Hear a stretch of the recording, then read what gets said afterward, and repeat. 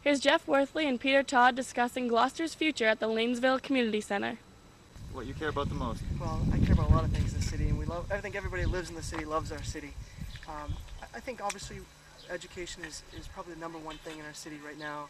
We've got schools that are closing, we've got parents that don't know where their kids are going to go, we've got teachers who don't know where they're going to go. There's a lot of concern. We have really good teachers. We need to keep as many of them as we can. We do everything we can to really stabilize the school department and bring back the kids that have decided to go to other schools. Really put a full court press on bringing them back. As you know, school choice certainly hurts our schools in terms of the money that goes out. Public safety's got to be right up there.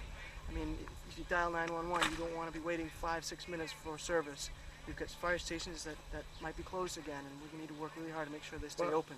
I got to tell you something about 911. Sure. A couple weeks ago, the Gloucester Police and Fire took me out of my taxi up in Cobblestone Road. And I first called 911. You know what I got? I got the state police. Did you call from a cell phone? I called from my cell phone, thinking I would get the local police or fire. Mm-hmm. I got the state police. And you know what they told me? Call your local police and fire number. That's what they told me. Well, by that time, the dispatcher had gotten the right call in. But so that's why I emphasize to people. If you got trouble with fire or police, you want them, maybe it is best to call the, 283-1212 or the 22424. Maybe because it's always jammed the 911. Right. I guess the point that we do agree on is that we need to have the people in place to deliver the service, regardless of the number you call. True. The Bayview Fire Station, Magnolia Fire Station, and we live in the third largest city in the state of Massachusetts, land-wise, right. And there's a lot of area to cover. So we need to really make some progress there and upgrade the service that we're getting. I mean, the policemen and firemen and women, for that matter, work really hard at the jobs they do. But we need more of them, and we need them working, in places in all these districts in the city. Right. But and the roads too. I mean, we talked about, how do you get from one side of the city if you can't get there? We just got finally Bennett Street has been fixed here in Lanesville. It's been designated as the city's worst street, and it's been that way for 5 or 6 years. It's nice to see that that's finally getting done. So we need to really have a road improvement plan to move the city forward. But we also need to bring back the morale. The morale is very important. The morale in this city has gone way too deep, and it infects people's lives. I mean, let's face it, the police, the fire, the DPW workers, the school teachers, they all got families to raise, okay? And we got to give them something that their children can look forward to, okay? I'm with you.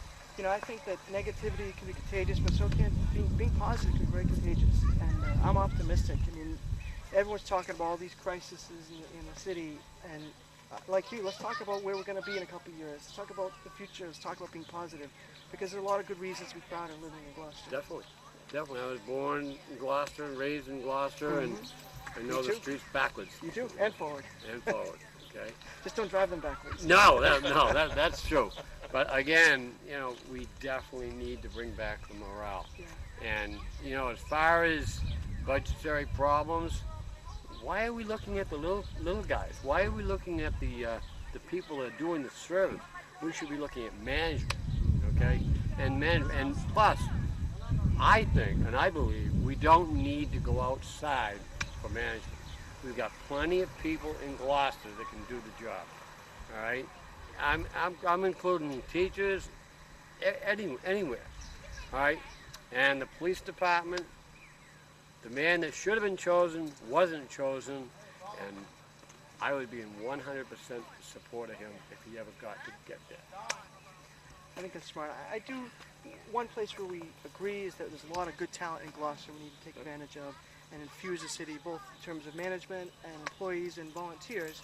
But I don't think we should be afraid of looking at, we've got this new treasurer. She came from Chelsea, has some great experience working in a community very similar to Gloucester's in terms of some of the challenges, financial challenges. I wouldn't be opposed to looking at people that have that kind of experience. I want to bring in someone that can help us develop our waterfront in a responsible way. Let's go to the communities that have done that well and bring those people here.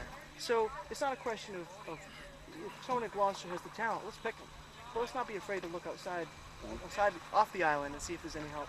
Okay, how about Bird's Eye? Should be a What's your feeling on Bird's Eye? The Bird's Eye building next to Pavilion Beach on Commercial Street, it should be a hotel.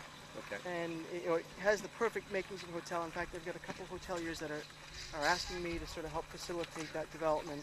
And it would be an exciting transition for downtown. Now the comments I've gotten from some people say that the Bird's Eye foundation is not worth fixing. They said something about it's just caving in. The building itself. The building itself. The developer that I know wants to knock the whole building down and actually wants to take legal responsibility for maintaining Pavilion Beach, keeping it public access, keeping open public, but actually be the person responsible for maintaining it. It could bring some life to downtown. And the one thing that we need is we need a hotel in downtown Gloucester, especially with these cruise ships coming in.